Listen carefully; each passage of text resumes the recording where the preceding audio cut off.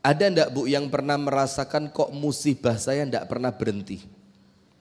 Satu belum beres, datang yang baru lagi. Yang baru ditata pelan-pelan, diatur rapi-rapi supaya hasilnya bagus. Ternyata dikejutkan dengan masalah yang baru. Kalau dalam bahasa Indonesia, walaupun ya tidak tepat 100% ya, sudah jatuh tertimpa tangga. Jadi seakan-akan kok urip itu gak enak terus. Pernah merasakan begitu? Pernah apa enggak? Ya nampaknya semua pernah ya. Nah tapi mudah-mudahan Allah jauhkan keburukan dari kita.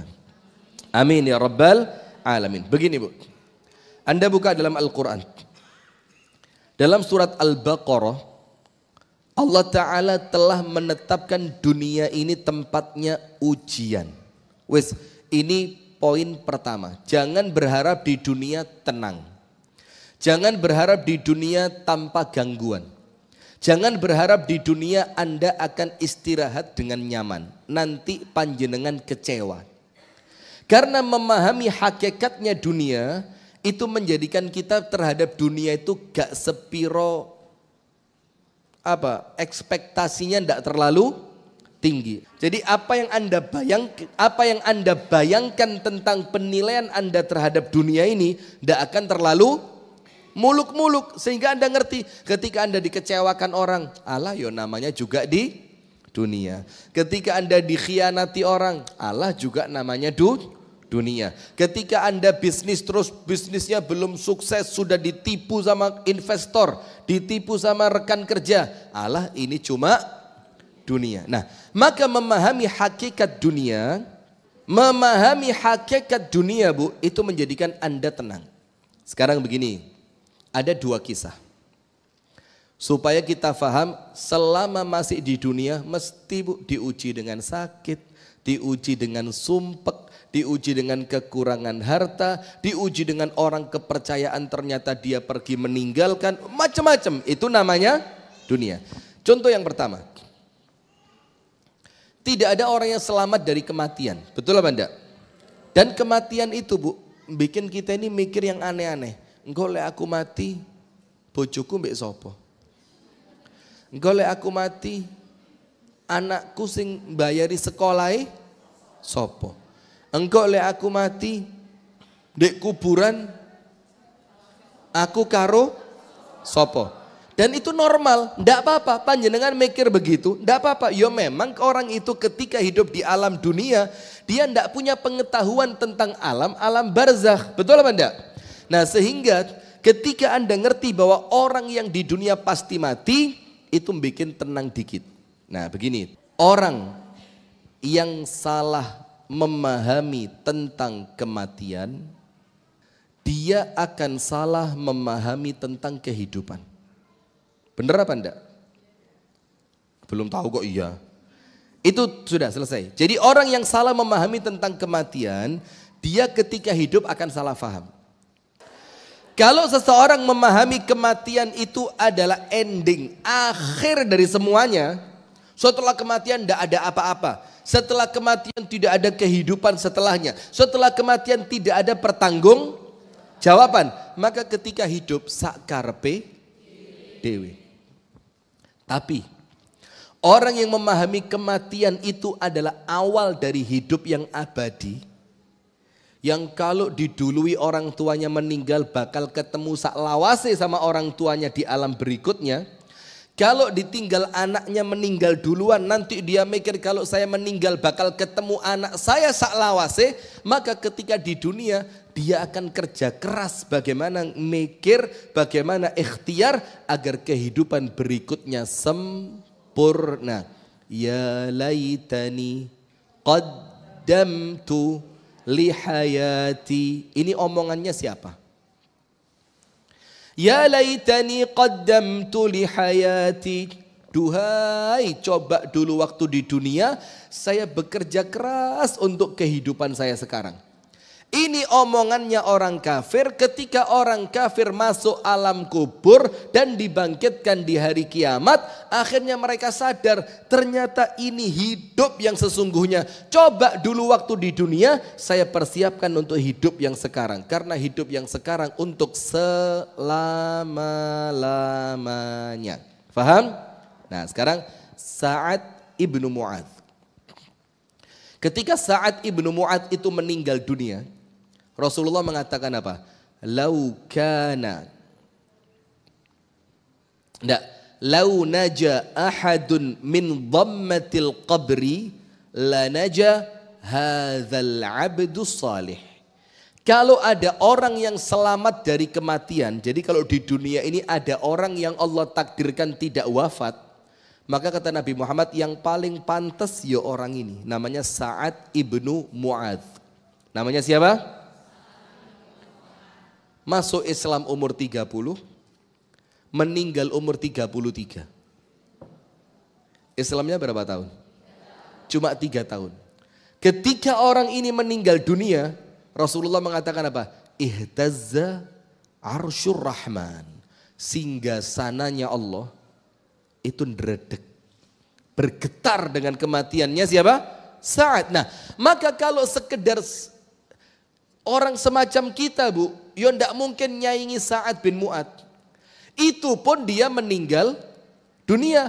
Apalagi manusia semodel kita. Contoh kedua. Maka dunia itu gak ono enake. Yo ada enaknya sedikit, setelah itu susah lagi. Ada enaknya sedikit, setelah itu susah lagi. Iya Banda? Sudah? Nomor 2. Anda tahu rumah tangga yang paling bahagia di dunia ini mulai zamannya Nabi Adam sampai Nabi Nuh sampai Nabi Muhammad, yang paling bahagia rumah tangganya siapa? Rumah tangga paling bahagia se-alam raya itu tidak diragukan adalah rumah tangganya Nabi Muhammad bersama siapa? Istrinya. Betul apa enggak?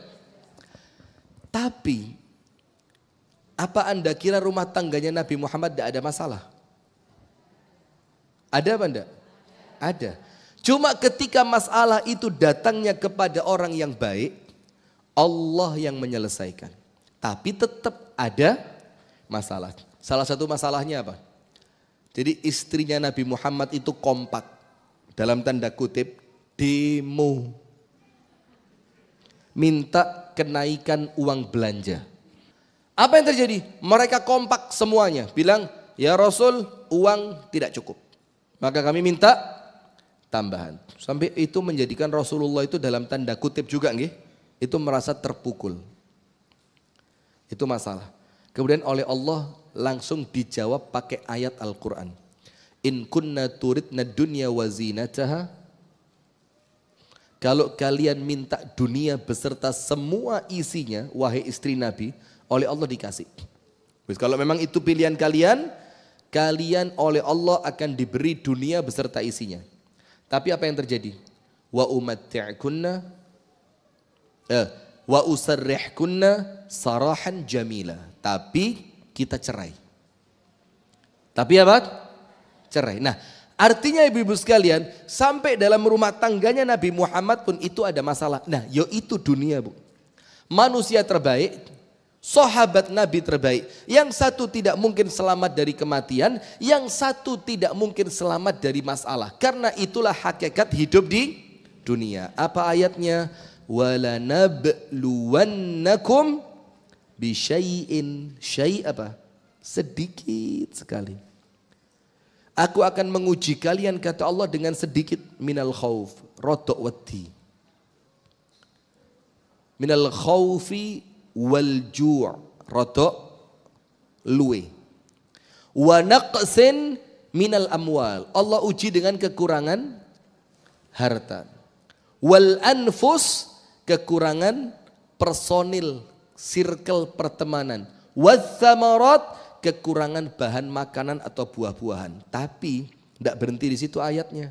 Apa ayatnya mengatakan? Wabashiris sabirin. Semua ujian-ujian tadi itu ternyata berita gembira. Panjenengan bayangin, ada orang kurang duit, Allah bilang berita gembira buat dia. Bisa bayangin enggak? Gak duwe duit, bahkan boleh jadi utangnya akeh, boleh jadi sampai diuber-uber sama wong itu apa? Dikejar-kejar sama orang, tapi Allah katakan wabasyiris sabirin, ini untuk kamu berita gembira. Syaratnya satu, kalau orangnya oleh Allah diberikan taufik untuk sabar. Diberi taufik untuk apa? Sabar. Selama dia sabar, masyi syar. Orang Arab bilang tidak ada yang buruk. Orang dikasih penyakit separah apapun, tapi orangnya sabar, ya apa? Sakit parah, sakit yang kalau sakitnya itu kambuh, mungkin dia sampai tidak bisa merasakan napas itu kayak angel. Tapi orangnya sabar, baik atau buruk buat dia? Baik, karena penyakitnya menghapus dosa, penyakitnya meninggikan derajat, dan sabarnya dapat pahala tersendiri. Orang lagi miskin, gak duwe apa-apa blas, omai bocor, banyak tikusnya. Tapi Allah karuniakan orang itu dikasih kemampuan sabar. Baik apa enggak? Maka Nabi Muhammad mengatakan, ma u'tiya ahadun ata'an khairan wa awsa' minas sabr. Tidak ada pemberian dari Allah kepada seorang manusia yang lebih baik dan lebih banyak dibandingkan ketika Allah memberikan kesabaran. Maka mintanya sama Allah apa? Rabbana afrigh alaina sabra. Ya Allah, afrig, panjenengan ngerti afrig enggak? Afrig itu bukan tumpahkan, gini, afrig itu gini. Ya memang tidak ada ceret, tidak ada gelas, tidak ada apa. Contohnya ini aja. Tapi ya ceramai pas materi sabar. Gini Bu. Ini katakan gelas. Ini apa? Lah, tidak bisa melihat. Apa ini? Nah, tapi ibaratkan ini apa? Gelas. Anggaplah ini gelas. Ini teko berisi jin. Langsung digosok, cus keluar. Saya beri 3 permintaan. Wah, sudah. Ini isinya teko berisi teh. Afrigh itu memindahkan isi teko ini dituang sampai habis ke wadah yang lain. Jadi mengkosongkan satu wadah untuk memenuhi wadah yang itu namanya afrigh. Mengosongkan isi dipindah ke tempat yang lain. Berarti kalau kita minta kepada Allah, afrigh alaina sabra. Ya Allah, tuangkan ke dalam hatiku sabar sampai penuh. Sehingga hatiku ini tidak terisi dengan keluh kesah, tidak terisi dengan iri dengki, tidak terisi dengan ngersolo. Karena apa? Isinya sudah penuh dengan kesabaran. Nah, maka dengan itu poin pertama Bu, pasti kalau hidup di dunia badai belum usai. Poin kedua, Allah Ta'ala berfirman, la tarkabunna tabaqan an tabaq. La tarkabunna tabaqan an tabaq. Kalian akan melewati satu anak tangga menuju anak tangga berikutnya. Kalian akan melewati satu level kehidupan untuk pindah pada level yang berikutnya. Kalian akan pindah dari satu makom menuju makom yang, makom itu apa? Kedudukan. Dari satu kedudukan pindah pada kedudukan yang lain. Artinya apa? Orang hidup di dunia itu dengan tahapan. Tapi ada arti yang lain, panjenengan buka kitab Safwatut Tafasir. Yang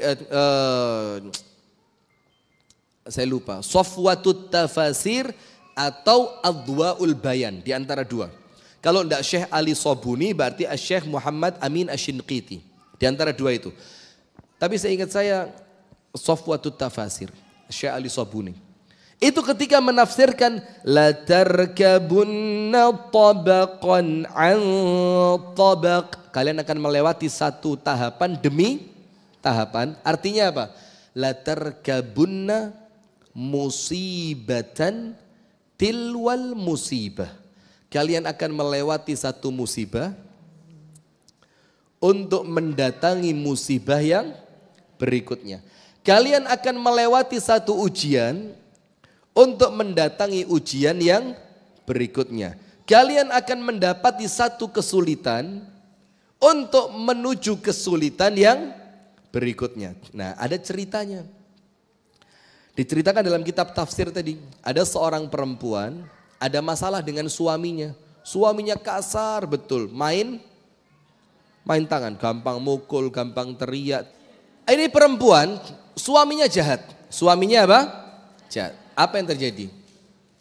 Akhirnya perempuan itu mikir, Bu, kayak di sini terus semakin susah hidup saya. Dia berpikir untuk kabur pulang ke rumah orang tuanya. Sudah, ketika suaminya kerja, barangnya dikemas. Akhirnya dia cepat-cepat keluar rumah sebelum suaminya kembali. Ketika di tengah jalan, pas azan maghrib, itu si istri berhenti.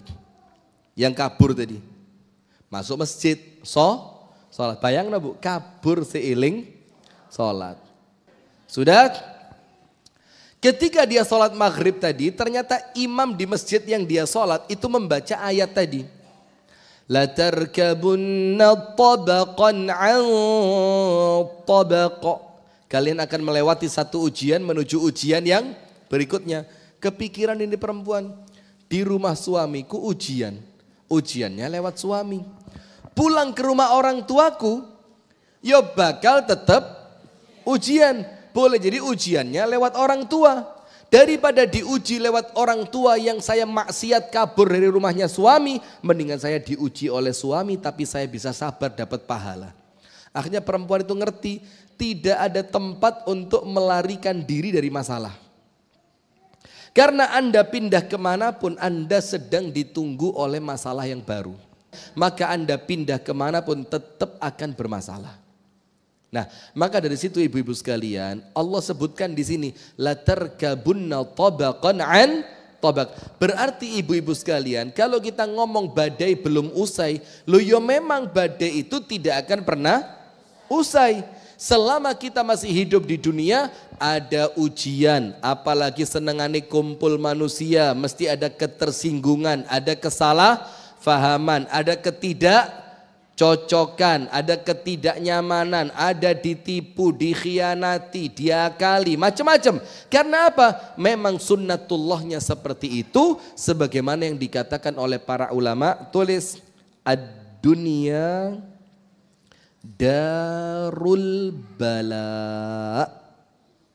Ad-dunya darul bala. Dunia ini tempat orang diuji. Wal akhiratu, sementara akhirat itu darul jaza, negeri tempat menerima bayaran, pembalasan. Nah, maka dengan itu ibu-ibu sekalian, mumpung masih di dunia, kalau ada masalah, ada musibah, ada kesulitan, ada penyakit, disabari. Nah, sekarang 4 poin, tulis, ada 4 poin untuk menyelesaikan musibah dengan kebaikan. Ada 4 poin, 4 hal, 4 perkara. Apa 4 hal ini yang menjadikan musibah itu, Bu? Bukan musibahnya hilang, mustahil. Bukan kemudian hidup Anda tanpa ujian, mustahil. Bukan kemudian urip Anda penak, terus guyu, terus ngakak, terus enggak, mustahil. Tidak ada cerita di dunia seperti itu. Wong paling sogih saja, Bu, gak mandek kerja kok. Orang yang sudah paling kaya, tidak berhenti kerja kok. Lala sing paling sugih pancet kerja sing melarat ya padha kerjane. Terus bedone sugih mbek melarat apa? Iya apa enggak? Bahkan kadang-kadang yang sugih enggak punya waktu buat ngaji. Tapi yang biasa-biasa coba, ya enggak terlalu kaya banget, ya enggak miskin, tapi cukup lah. Ada waktu buat ngaji, ada waktu buat silaturahmi, ada waktu buat kunjung ke rumah teman, ada waktu silaturahim ke rumah orang. Artinya sudah, bukan ukuran, sudah. Ada 4 perkara yang menjadikan ketika badai itu belum berlalu, tapi Anda bisa melewatinya dengan baik. Nomor 1, iman. Sekarang pertanyaannya, kenapa Bu, iman itu menjadikan orang ketika kena musibah kok bisa tenang? Ada banyak perkara. Nomor 1, orang itu kalau iman Bu, salah satu iman yang paling baik untuk menghadapi masalah, itu rukun iman yang paling terakhir. Apa? Iman kepada Allah, malaikat, kitab, rasul, hari akhir, takdir. Betul apa enggak? Mengimani takdir itu apa Bu? Kita mengimani bahwa sebelum kita dilahirkan ke dunia ini, catatan takdir kita sudah tertulis dan tidak mungkin berubah. Faham? Jadi nanti si fulan bakal nikah dengan siapa? Rumah tangganya bakal baik atau Allah takdirkan cerai? Punya anak atau tidak? Kalau punya anaknya berapa? Kalau berapa laki atau perempuan? Nanti anaknya berbakti atau durhaka? Semuanya. Akhir kehidupannya seperti apa? Diawali sakit atau kecelakaan atau bunuh diri atau macam-macam. Semuanya sudah tercatat. Maka ndak boleh nguasni, loh kayak ngono Mbak. Ya mesti Mbak yo, wong gak tahu ngaji, enek masalah langsung buyar. Coba. Ndak boleh, kenapa? Karena semuanya tidak terlepas dari ketetapan takdirnya siapa? Allah. Ndak boleh. Loh Mbak, loro kayak ngono Mbak, ya Allah. Mesti biene elek. Ndak perlu. Karena semua sudah menjadi ketetapannya siapa? Allah. Yang saya, ibu-ibu dan pemirsa saya Dakwah TV, kita semua tidak punya pilihan. Milih itu Bu sebelum terjadi. Betul apa enggak? Ketika sebelum terjadi ada 2 jalan, jalan kebaikan dan jalan keburukan. Nah, walaupun pada akhirnya pilihan kita itu juga takdir dari siapa? Allah. Nah, tapi dengan memahami takdir dengan konsep yang benar, ketika ada masalah panjenengan tenang. Oh, memang Allah mentakdirkan saya seperti ini. Kalau takdirnya baik, PR-nya syukur. Kalau takdirnya kurang menyenangkan, PR-nya apa? Sabar. Wong urip mek loro gitu, antara sayap syukur atau sayap sabar. Ketika salah satu di antara kedua sayap ini patah, dia tidak bisa terbang. Bagaimana biar terbangnya bisa tinggi, jauh dan lama? Kedua sayapnya harus sempurna. Syukurnya bagus, sabarnya juga bagus. Nah, yang kedua, kenapa keimanan ini menjadikan orang itu ketika kena musibah, itu menjadikan dia insya Allah musibahnya walaupun berat semakin ringan dia rasakan. Nomor 2, karena dia meyakini Allah itu maha adil. Dia meyakini Allah itu maha baik. Dia meyakini Allah itu maha penyayang. Dia meyakini Allah itu maha bijaksana. Ketika Anda meyakini dengan keimanan Anda bahwa Allah memiliki semua sifat kebaikan, maka ketika ada musibah Anda ngerti musibah ini datang dari Allah yang maha penyayang, bukan dari musuh yang ingin menghancurkan. Faham? Jadi kalau kena musibah Bu, ngerti yo? Ini musibah dari Allah yang maha penyayang. Berarti ketika Allah mendatangkan musibah ini bukan untuk menghancurkan saya. Tapi untuk apa? Wujud kasih sayangnya siapa? Allah. Karena kalau kita kena musibah, biasanya hubungan dengan Allah bagaimana? Intens, mesra. Apa? DP-DP itu apa? DP. Sholat tahajudnya ndak putus, puasa sunnahnya istiqomah, bahkan ditambahi baca Nah, maka apapun yang terjadi, yang penting menjadikan panjenengan semakin dekat dengan Allah, maka tidak masalah. Wes, mau dekat dengan Allah lewat musibah, atau dekat dengan Allah lewat nikmat, atau lewat ilmu, atau lewat apapun. Sing penting endingnya bikin saya dekat kepada Allah. Maka la ubali, tidak peduli ya Allah. Sampai Umar bin Al-Khattab mengatakan apa? Saya tidak pernah mikir bakal dikasih takdir baik atau dikasih takdir buruk. Gak tak pikir wong kudu tugasku. Karena salah satu yang bikin hidup itu berat apa? Panjenengan mikir yang bukan tugas panjenengan. Akhirnya apa? Kabotan. Karena kapasitas kita ini terbatas. Kalau kita mikir apa yang menjadi tugasnya Allah, ya ngeluh panjenengan. Wong tugasnya Gusti Allah lah kok panjenengan pikir. Nah, maka salah satunya ibu-ibu yang dirahmati oleh Allah, ketika kita ini kena musibah, ternyata musibah itu bikin kita semakin dekat dengan Allah, maka tidak peduli. Kenapa tidak peduli? Karena Umar mengatakan saya tidak peduli mau dikasih takdir baik atau dikasih takdir buruk, saya tidak peduli. Kenapa tidak peduli? Karena saya tidak tahu mana di antara kedua itu yang mendekatkan saya kepada Allah. Boleh jadi ada orang yang dekat kepada Allah dengan takdir kaya. Tapi tidak kurang yang dekat kepada Allah harus lewat takdir miskin. Ada orang yang dekat dengan Allah lewat takdir sehat. Tapi ada orang yang ketika dikasih sehat lalai, maka Allah kepingin dia dekat dikasih takdir sakit.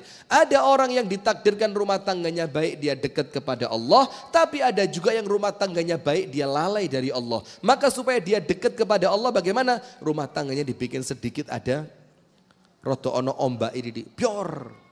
Ketika mulai ada ombak, selama ini saya lupa kepada Allah. Nah maka nomor satu, iman.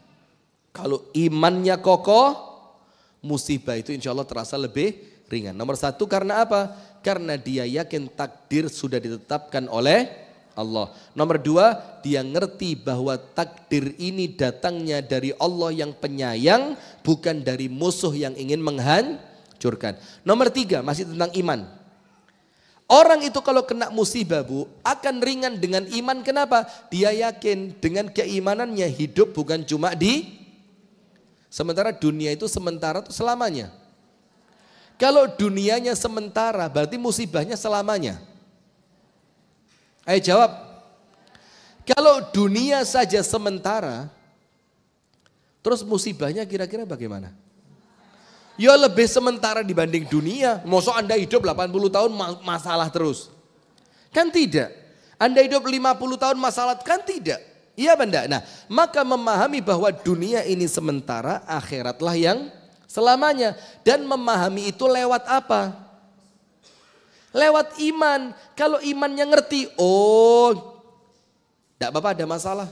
Wong cuma dunia. Sebentar lagi kalau saya meninggal, saya pindah ke akhirat. Sementara saya ketika diuji sama Allah, saya lulus dengan kesabaran saya di surga. Nanti di alam kubur tinggal istirahat. Maka dikatakan oleh Nabi Muhammad sallallahu alaihi wasallam, al-abdul mu'min idza mata al-abdul mu'min istaraha min dhiqid dunya ila min istaraha min ta'abid dunya wa nasabiha ila rahmatillah. Seorang yang beriman itu kalau meninggal dunia istirahat dari kelelahan dunia. Berarti mati itu artinya apa? Istirahat dari apa? Lelahnya dunia menuju rahmat dari Allah. Sip, itu 3 hal.